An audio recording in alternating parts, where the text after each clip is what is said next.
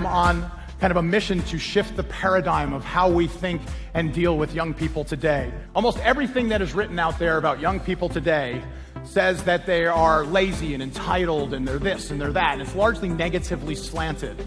Don't believe it for a minute. I go completely the other way. I think young people today are the most incredible generations to come down the pike. I find them the most intelligent, resourceful, and pit bull-like generations that we have ever seen in this country. When they see a want to in their life, they will move heaven and earth to get to that want to. Our challenge as parents, educators, and employers is getting them to want something. When you want to start a conversation with any young person about where they want to go in their career, don't start with career, start with lifestyle. What do they want? Where do they want to go? Where do they see themselves? They no longer want to work in an organization where pursuit of the almighty dollar is the only outcome.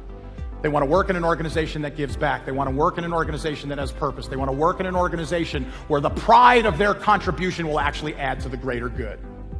And you know what? I don't see that as a bad thing.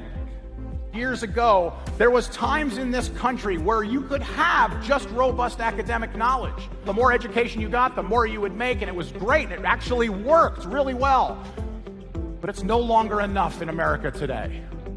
I don't believe we should be making kids college and career ready in this country. I think we should be making them career ready, period.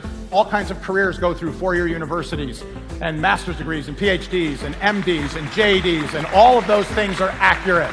And they're all wonderful pathways. If you want to go that way, you need to go with passion, purpose, and performance. And you need to understand what you're investing in so that you get everything out of it that you want to get out of it. But there's also great careers and occupations that go through two-year associate's degrees at community and technical colleges. There's also fabulous careers that go through certifications and advanced certifications and licensures and apprenticeships. There's all of these things that are possible for young people today. We must show them what all of them are so they can choose the right destination for themselves. How do we create this want to in young people today? We have to get them to see the light at the end of the tunnel. We have to get them to focus in on it. My real education success story is my son, Nick. Nick is 30 years old today, but I want to back you up to halfway through sophomore year of high school. Nick is my ADHD kid. Nick hated going to school with a passion. He was sporting an impressive 1.5 cumulative grade point average. Until the day he walked into a programming and software development class. He came home and he said, "Dad, I know what I want to do with the rest of my life." He said, "I want to be a software engineer." Somebody planted that in his mind. He said, "I'm going to have to graduate high school. I'm going to have to get a four-year degree in computer science. I'm going to have to then get some work experience, and then I'm going to have to go back and I'm going to have to get a master's degree." 12 hours earlier, he was throwing up to avoid going to school. Tonight, he needs a master's degree. If the want to is strong enough, the how to will come. His want to was so strong to become a software engineer that he started doing homework. He started turning it in. He started raising his grade point average in schools, and suddenly 2.5 is where he finished.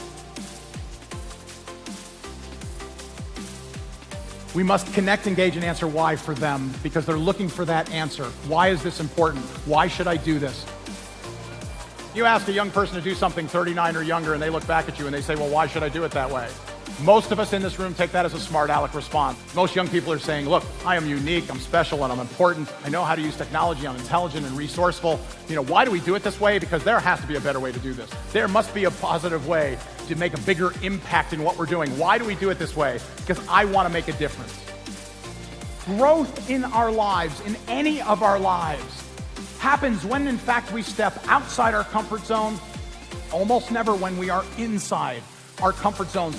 No matter where you are, make a bigger difference with those young people who are in your sphere of influence. How you can connect with them at home, how you can connect with them in a classroom, how you can connect with them anywhere you deal with them. Feel good about what you do here every single day because what you do makes a tremendous difference in the lives of students and those younger generations that are within your sphere of influence.